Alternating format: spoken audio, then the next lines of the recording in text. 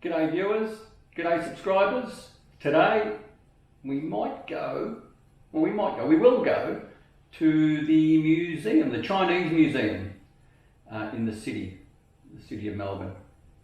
I'll jump on my new little scooter and we'll make our way there and see what's up for offer in this museum.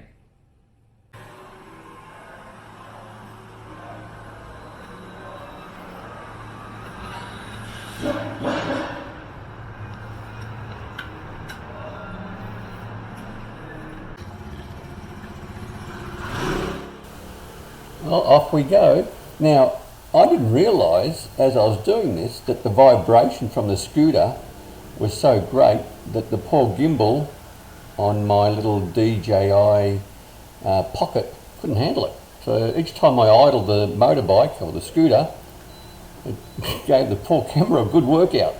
We don't ride for long, so it doesn't last that long.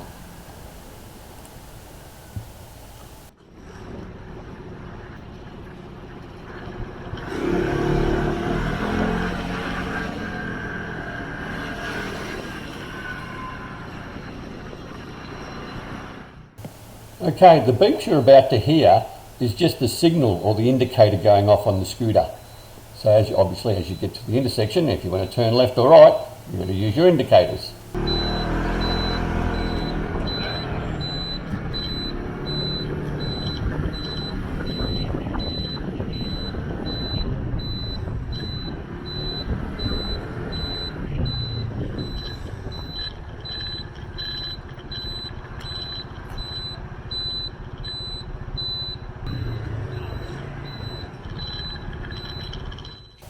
Here we are about to turn into Little Bourke Street.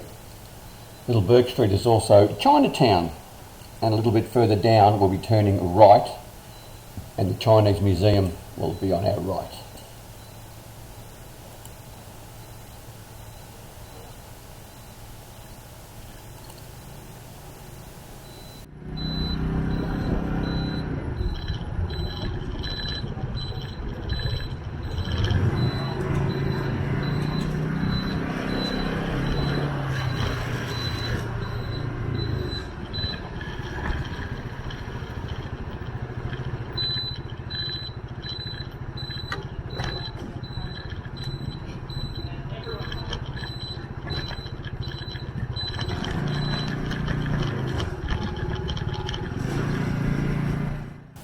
That was a quick little buzz around town, and we've arrived now at the Chinese Museum.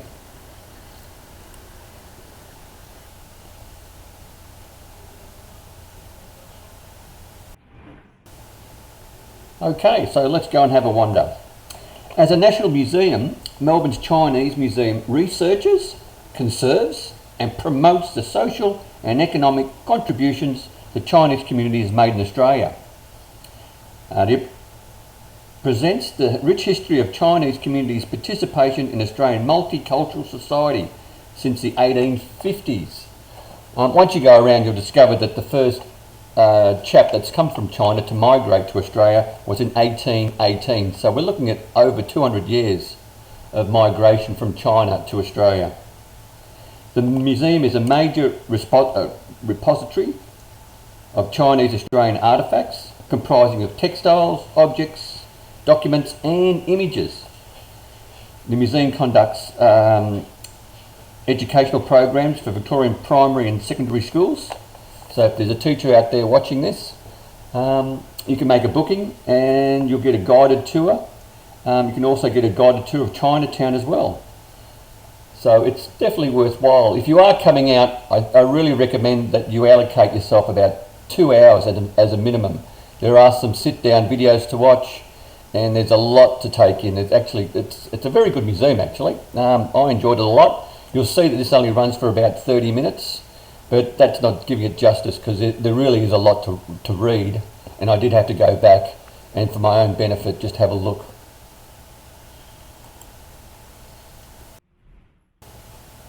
Okay, so here we are.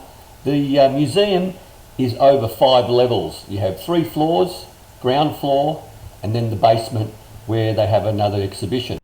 It is to a certain degree wheelchair friendly. There is a lift, but there's also stairs as well and a number of ramps, so access is very good.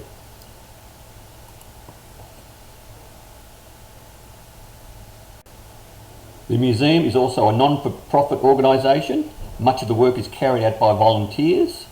Over 50 Chinese Australian community organisations and many individuals donate funds for the museum's general operation and artefacts for its collection, which is fantastic. They volunteer their time, stage cultural activities and community events, and undertake historical research and act as museum guides. So if you do see a guide there, there's a good chance it's a volunteer, so that's fantastic.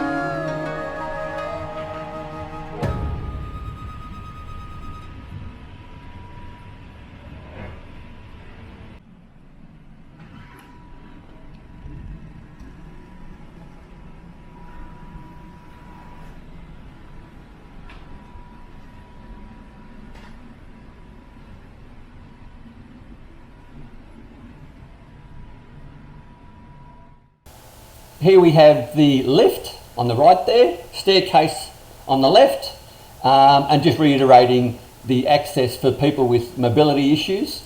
I'm sure the museum can accommodate your needs.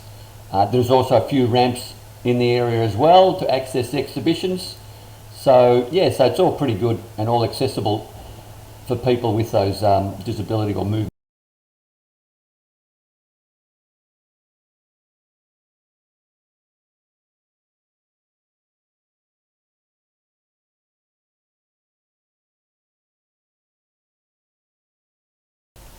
Now here we are on level 1, and this is known as tea heaven. So if you're a teetotaler like myself, this is where you have to come to. Now the biggest mistake I made, and a heads up for you guys who might want to come here, is at 11:30 daily, the tea heaven, which is on the first floor, will give you a tour guide of the exhibition, a tea ceremony, and most importantly, tea tasting.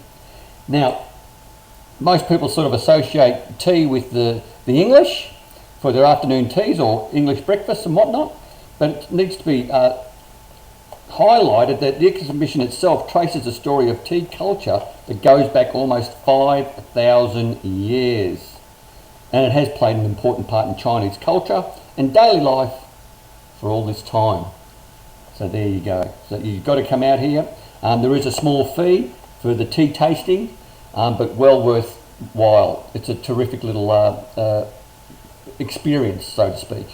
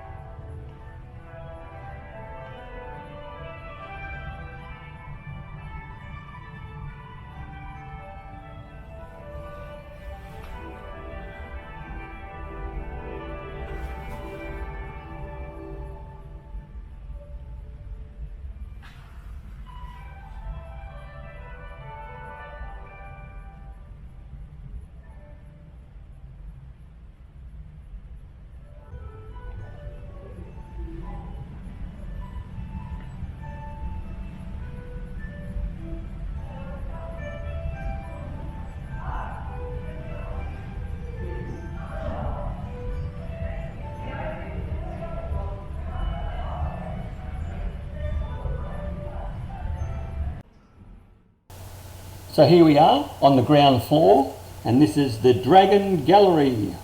Now the Dragon Gallery houses 3 significant dragons. Firstly, the young Chinese League Dragon, the Dai Long, the Big Dragon, and the Millennium Dragon. Now these processional dragons have been an important part of Melbourne street life for generations. These guys have been using these dragons for quite a long time, and I'm in my mid-50s and I recall them in my teens coming out for the celebration of the Chinese New Year. The enormous Millennium Dragon leaves the museum twice a year for that Chinatown Chinese New Year festival, and also for Moomba, which is a state-run sort of festival.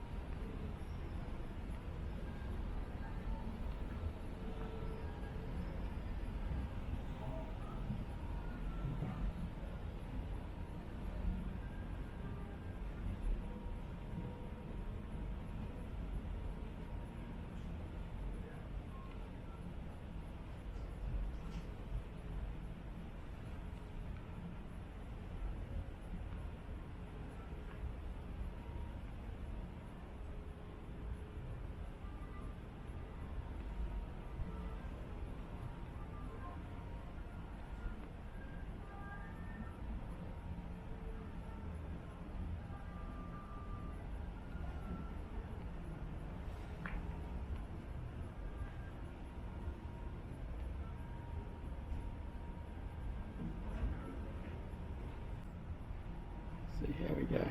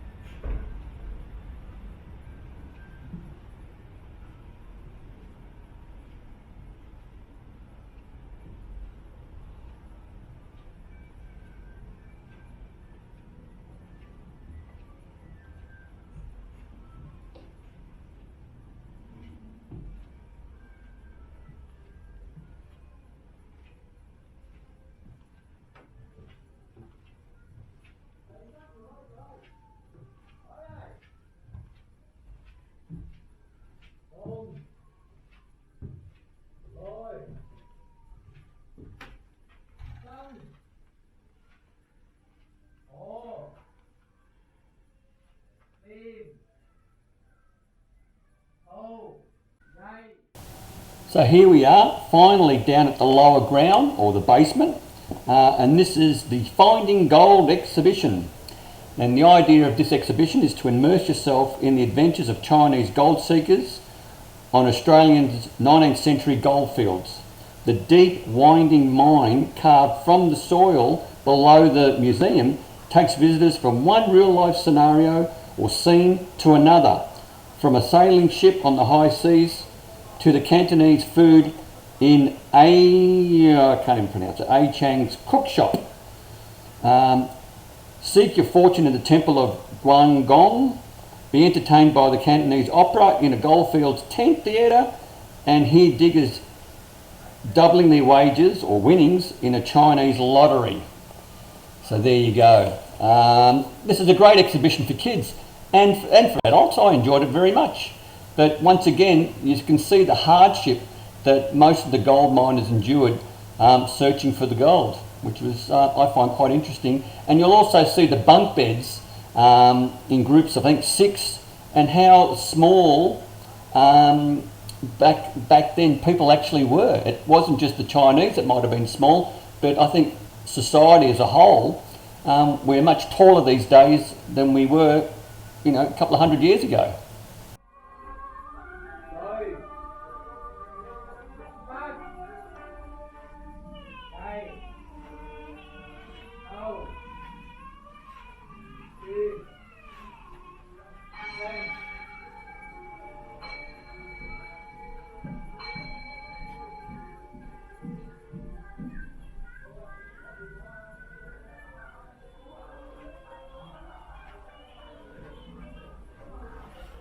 In our mining towns, we built many temples.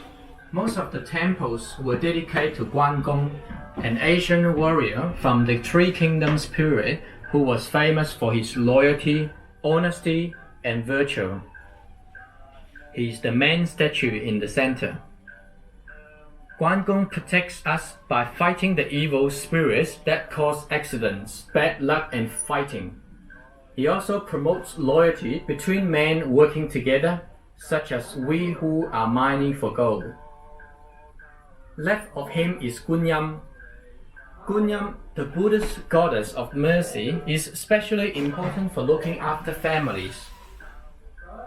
In the new Gold Mountain, we are all far from our families and we pray to Gunyam for blessings for our families back home in Guangdong. She also looks after our health.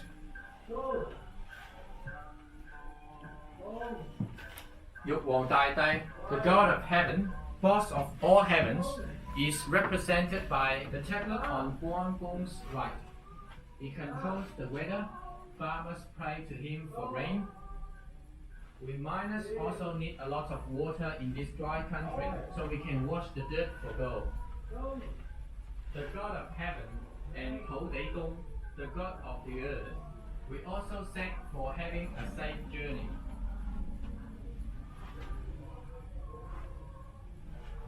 When we pray, we show our respects to the gods. We bring an offering of fruits, buy some incense from the temple caretaker, and light it while it stands in the burner in front of each god. Sometimes we ask for the answer to a question, such as, where I find gold if I dig a mine at a certain place? Is now the right time to return to China, or should I keep trying to make it rich digging for gold? Should my father come and join me on the digging? With the question asked which had to check from the head wall. The head say, which the temple caretaker can explain by looking into a book.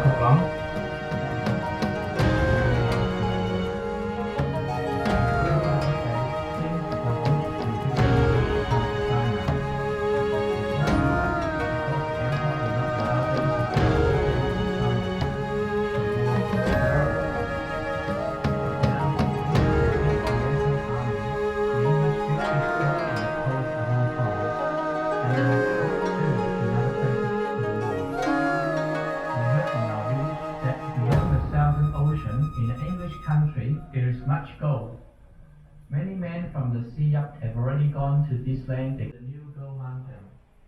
We will work for him, digging for gold until we have all paid back the money he lent our family for the journey. I'm worrying about going to an English.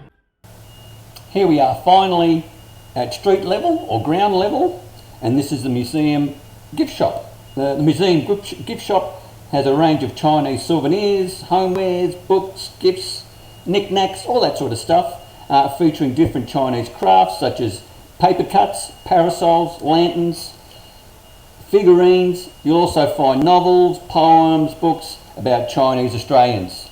So once again, now that we're near the end, thanks for watching. Please subscribe. Have a great day and see you on the next one. Bye for now.